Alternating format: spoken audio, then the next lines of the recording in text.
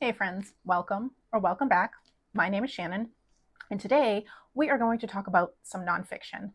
I don't know what has come over me, but I have been on a huge nonfiction kick lately, and I'm very excited to share with you what I've been reading. So, we're going to start off with, I think, like 4 books on English queens and mistresses, topics that are near and dear to my heart. I love reading about European queens and mistresses. Don't ask me why. I have no idea.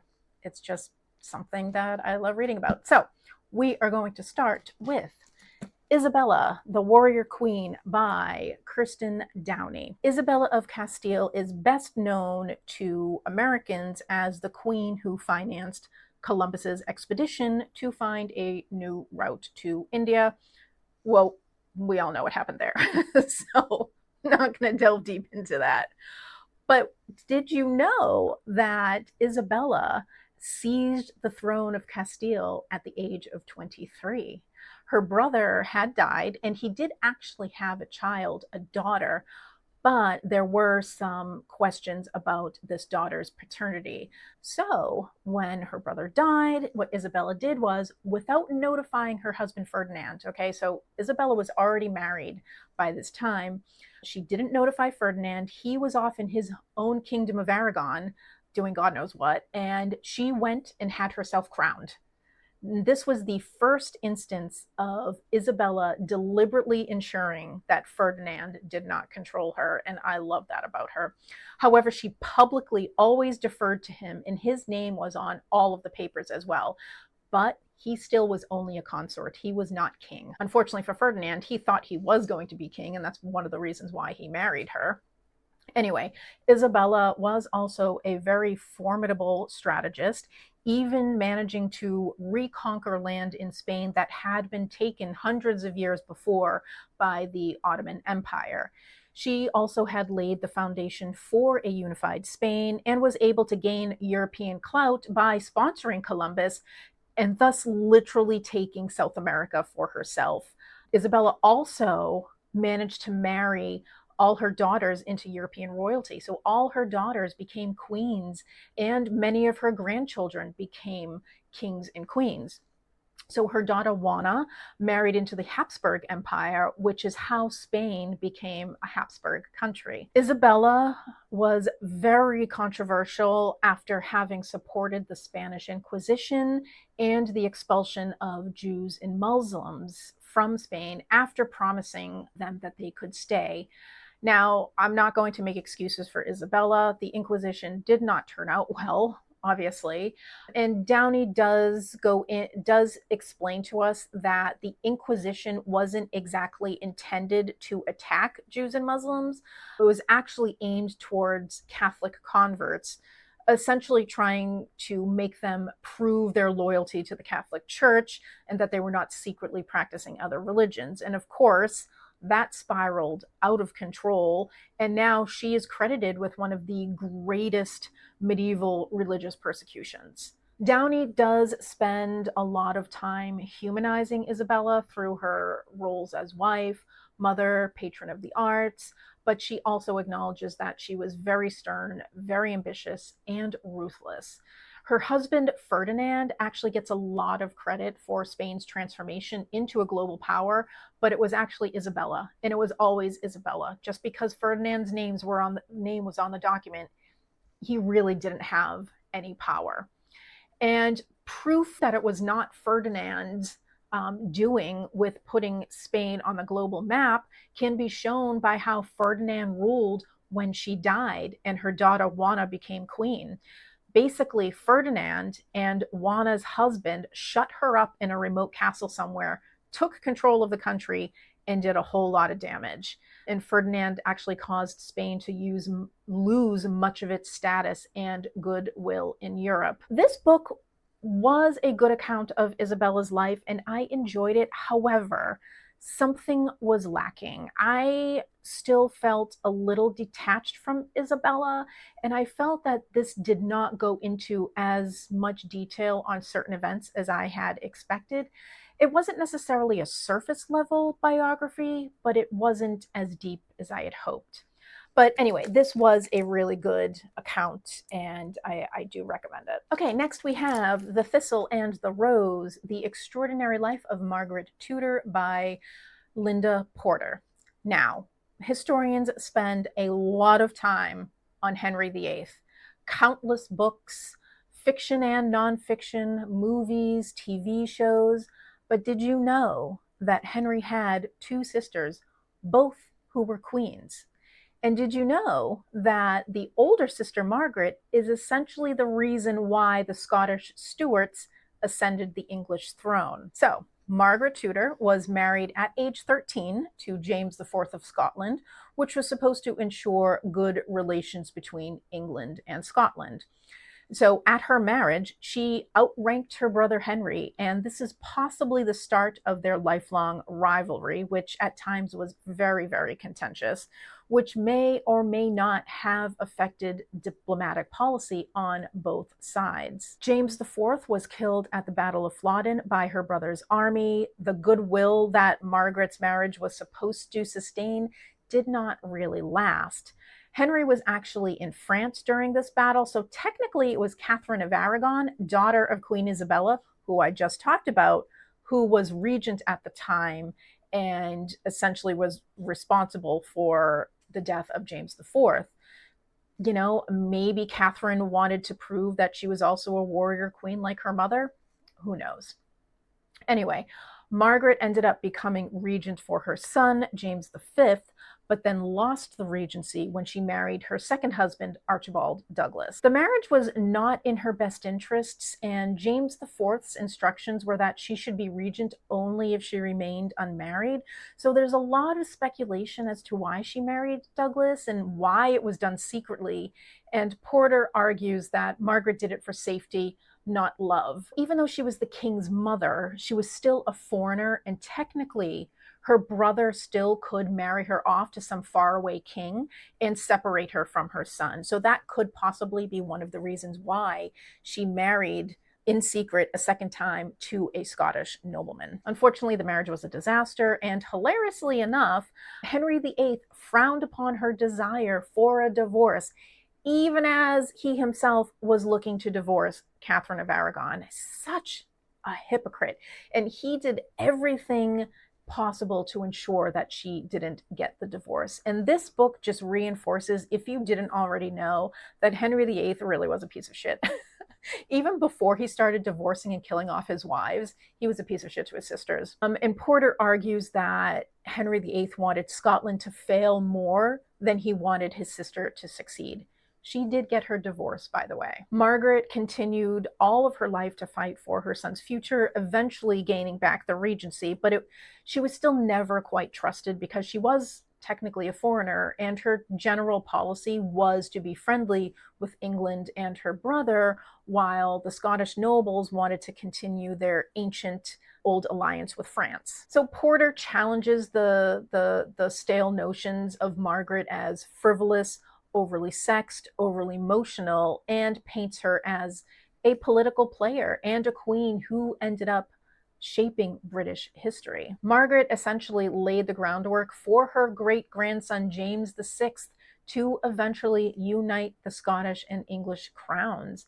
And I am certainly on board with biographies trying to rehabilitate the reputations of female monarchs, especially since male historians for hundreds of years have written their histories and distorted the facts. But I can still see that Margaret was really not equipped to handle what was thrown at her. And I confess, I have real satisfaction at Margaret's triumph over her brother. It was her line that continued and gained the English throne, not his. Now, don't get me wrong, I love Henry VIII's history. His daughter Elizabeth is my favorite queen, but I gotta tell you, I love the fact that it was Margaret's line that continued the English throne. I did enjoy this book, especially since both of Henry's sisters really don't get much attention. But unfortunately, I did feel like this was a kind of like a surface level biography, and I really was left wanting more. But this is still a really great book. Highly recommend. All right, keeping on with our boy Henry VIII, we are going to talk about Mary Boleyn, the Mistress of Kings by Alison Weir. If you're in the UK, I think the subtitle is actually That Great and Infamous Whore. And for whatever reason, Americans are still so prudish. We changed it to the Mistress of Kings. I don't know. Whatever. Anyway, Mary Boleyn was the sister of Anne Boleyn, Henry VIII's second wife. And since there isn't a whole lot known or written about Mary from her own time, Weir spends most of the book trying to rehabilitate Mary's reputation as a quote, great and infamous whore. Weir's argument is that she wasn't infamous or promiscuous, and royal mistresses are not necessarily promiscuous. There is some evidence that Mary did have an affair with King Francis I of France, but nothing really definitive. Her affair with Henry was so discreet that there is nearly zero contemporary evidence that people knew that they were having an affair. But it's pretty likely that it happened because when Henry was trying to get his divorce from Catherine of Aragon, he applied for a papal dispensation regarding marriage to Anne despite having had sexual relations within a certain degree of affinity. So essentially, Henry was trying to divorce Catherine using the excuse that she was his brother's wife and being with her violated God's law, yet still applying to marry Anne despite he had already had sex with Anne's sister. It was the same degree of affinity. Yet again, Henry VIII being a marvelous hypocrite. And the fact that Catherine of Aragon didn't actually use this affair and the canonical impediment to her advantage during the divorce means that she didn't know about it, and it had been conducted really discreetly. So Mary was married twice. First husband was William Carey, who rose steadily at court, and Weir makes the argument that Carey was a great courtier in his own right and wasn't granted any favors by Henry VIII because he had been with Mary. She also argues that Mary wasn't passed off to William Carey because Henry VIII was done with her. One thing that is definitely known about Mary is that she married her second husband secretly, most likely for love.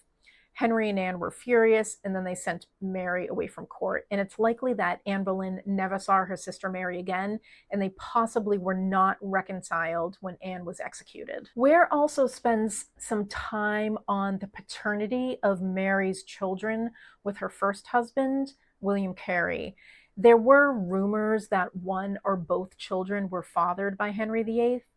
Weir argues that the second child, a son, was definitely not Henry's, while there is a slight possibility that the first child, a daughter, was.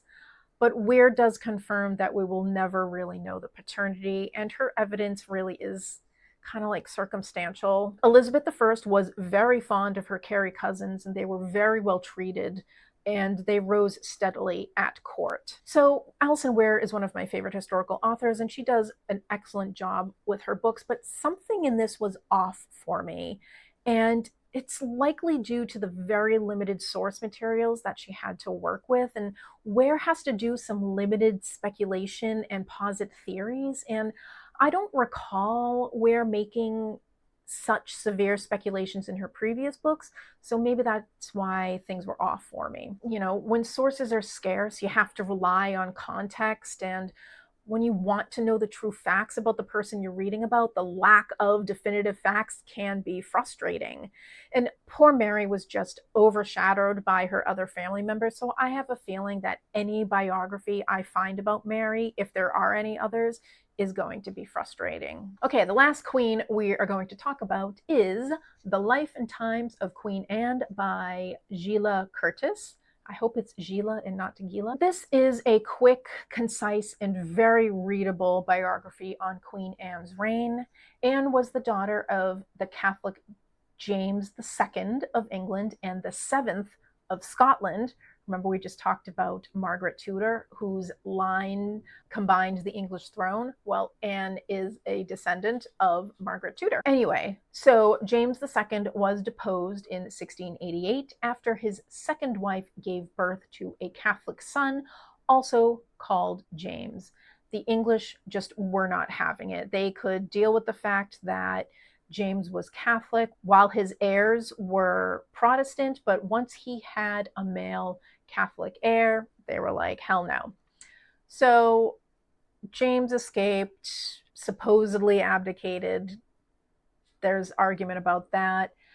And then the throne was given to James's daughter Mary II and her co-ruling husband William III. Anne ended up becoming Queen of England, Scotland, and Ireland in 1702 because Mary and William didn't have any children. Now, Anne had 17 pregnancies. 17. 12 were miscarriages or stillbirths. 4 died before the age of 2, and 1 died at the age of 11.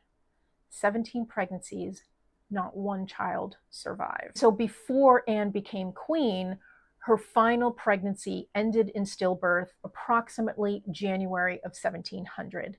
Then in July the same year, her sole surviving child died at 11.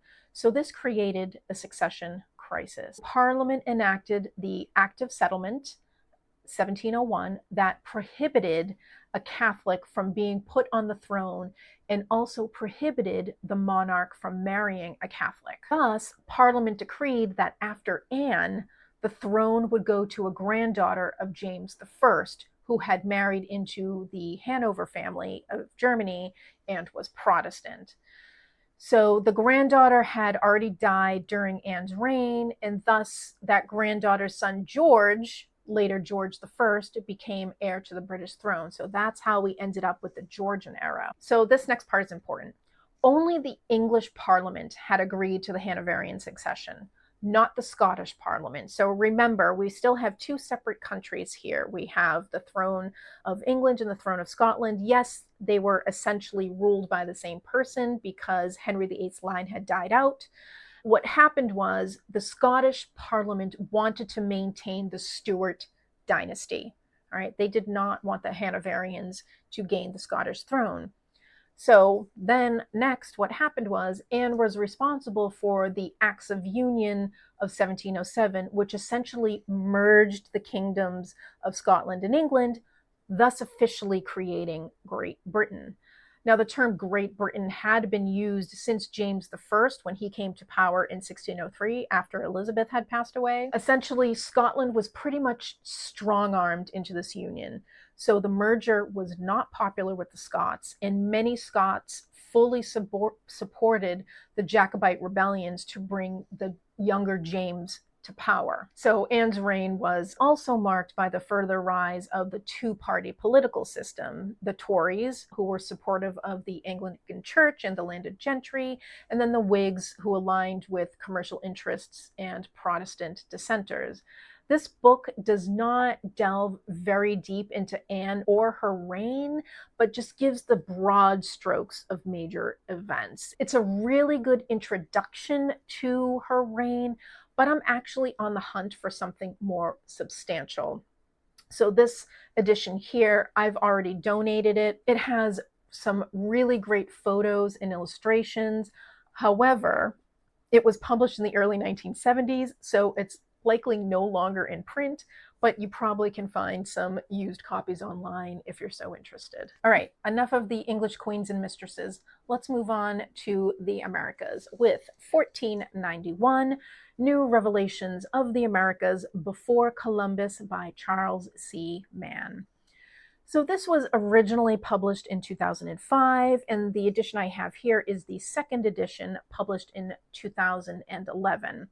And here, Mann challenges the traditional narrative that the Americas were sparsely populated and untouched before European contact. Remember, we talked about Isabella early on in this video, how she sponsored Columbus's voyage. Mann is talking about the Americas before Columbus touched down. Mann discusses late 1990s and early 2000s archaeological and scientific research showing that advanced civilizations with complex societies, agriculture, and infrastructure existed long before Columbus arrived. The Aztecs had roads and running water, and Mexican cultures created corn in a special breeding process. Maybe the first genetic engineering? Who knows? He also highlights the sophistication of indigenous cultures from the Amazon to North America and argues that the Americas were thriving and the land was actively shaped by humans, mainly by fire, not pristine wilderness. He also goes into detail why the local population was susceptible to the European diseases, which was at first an accident. The Europeans didn't intend to decimate the population with disease, but then they did realize that they were a weapon and they did end up using that to their advantage. And then there is also DNA and the lack of domesticated animals, which could have contributed. Although Mann takes a journalistic approach, so he's telling a story, a weaving narrative, there is still a lot of academic information in here. And Mann spends some time talking about all of the squabbling controversies amongst the scientists and the archaeologists. So these groups fight about when the migration happened. They fight about when the cities were built. They fight about how the land was managed. They fight about why the Indians were so susceptible to disease. And the infighting amongst the archaeologists and the scientists is exhausting. However, Mann does do a good job in presenting all of the arguments. And there is a lot of revisionist history happening in here, which isn't always a bad thing. You do sometimes need the revisionist history. You have to revise when you have additional information and contexts. And despite all of the fighting, the general trend among the academics is to acknowledge the population was much higher than traditionally believed. Humans arrived in the Americas much earlier than traditionally thought over the course of multiple waves. The level of sophistication of cultures was higher. The settlement range of humans was wider. And lastly, the Americas was not an untouched wilderness. It had been managed by humans for their benefit. So I had started this book like over a year ago, and then I put it on pause, and then I started the audio, and then I put it on pause again. So earlier this year, I was determined to finish it, and so I did the audiobook again, and I managed to get through it. There's just a lot of information in here, and the audiobook was great. But the audiobook doesn't contain the appendices in here, so I highly recommend having the physical book. The appendices have some really important information, such as terminology. My favorite section was the last chapter that argued that American insistence on personal liberty may have roots in the Indians from the North American area based on how the tribes governed themselves. And that would have been observed by the early colonizers. So lots of information in this book, and it took me ages to get through it. But one thing is for sure, contact altered the world, not just the Americas. I read The Five, The Untold Lives of the Women Killed by Jack the Ripper by Hallie Rubenhold. This was published in 2019, and Rubenhold examines the lives of the 5 women believed to have been killed by Jack the Ripper in the famous Whitechapel murders in the late 1880s. And rather than sensationalizing the murders, in fact, the murders themselves are hardly discussed, and Jack the Ripper is rarely mentioned. Instead, Rubenhold aims to restore dignity to the 5 women. Polly Nichols, Annie Chapman, Elizabeth Stride, Catherine Eddowes, and Mary Jane Kelly. She tells their full stories, revealing that they were much more than a, quote, prostitutes, as history has often labeled them. In fact, only 2 of the women may have been sex workers, and the other 3, suffering from degrading poverty, were likely just sleeping rough when their murderer found them. Books and movies and documentaries have been made trying to uncover the identity of the murderer, but nobody appears to care about the identities and the lives of the women that he murdered. And so the lack of knowledge of these women is pretty significant, apart from their names. But Rubenhold manages to scrap together a story for these women from birth to death, but she doesn't try to imagine the women's last moments, and she doesn't describe the state of the body, nor does she try to determine who the killer is. So instead, Rubenhold wants to know why these women ended up alone and destitute on the streets of London. The 5 women had similar stories: born into hardship, moved from childhood into a cycle of childbearing, poverty, alcoholism, despair, and then homelessness. As women, they had very little recourse in lifting themselves out of poverty, and they would have had to attach themselves to men for safety and a place to sleep, not for sex work. The police at the time were convinced that the killer targeted prostitutes, and thus they really didn't care about learning about these women. Yet Rubenhold suggests that they were targeted not because they were soliciting sex, but because they were drunk and homeless and asleep. The killer preyed on women that society didn't care about and wouldn't be missed. Society didn't care about these women, and even a government official had the balls to write to the Times about his concern that the murders would displace other similar women from the slums to, quote, the streets hitherto untainted. He was also concerned that the horror caused by the murders would, quote, imply a universal belief that they had a right to life. Pause and take that in. Don't worry, this guy goes on. He says, quote, if they had, then they had the further right to hire shelter from the bitterness of the English night. If they had no such right, then it was, on the whole, a good thing that they fell in with this unknown surgical genius. He, at all events, has made his contribution towards solving the problem of cleansing the East End of its vicious inhabitants. End quote. These women were poverty-stricken, living on the streets, and apparently, according to this guy, deserved to die.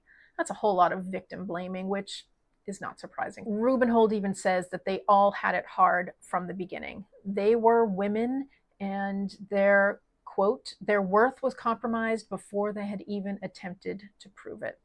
They couldn't earn money like a man. They weren't given an education because it wasn't deemed necessary. They had no means of controlling the size of their families, and they had no way of supporting children without a man. Of course, he is allowed to seek sex outside of marriage, yet the second she does the same, she is destroyed socially and financially. This was informative, and I did like how Rubenhold focused on the women's lives and not even getting into what was done to them by the murderer.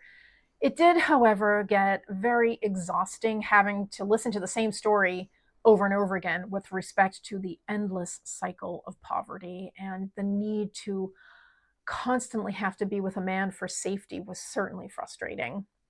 I also liked how she shed light on the fact that people of the poorer classes didn't treat sex and children outside of marriage as seriously as the upper classes did, and common law marriage was pretty common, and the poor would couple together as needed in order to survive. None of these women deserved to die, nor do they deserve the dehumanization that has been heaped on them through history. And so I highly recommend this book if you're looking to learn more about the victims and not necessarily the gruesome things that were done to them. And last, sorry this video is so long, I read The Secret Lives of Booksellers and Librarians, True Stories of the Magic of Reading by James Patterson and Matt Eversmann. So this is a collection of real-life stories of real-life booksellers and librarians, showcasing their everyday heroism, humor, and heart behind the scenes in bookstores and libraries.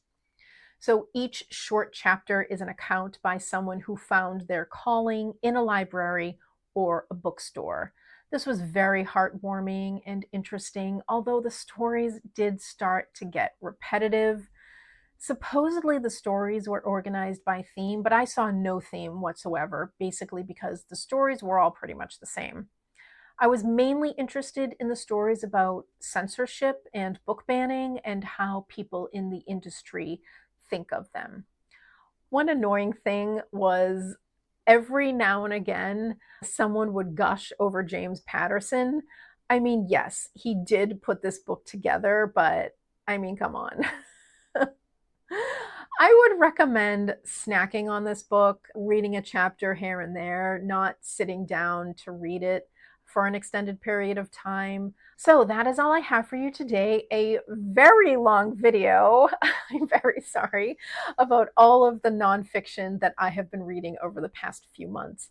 So let me know if you've read any of these. Let me know your thoughts. I would love to hear from you, and let me know what nonfiction you've been reading. Thank you so much for joining, and have a great day. Bye.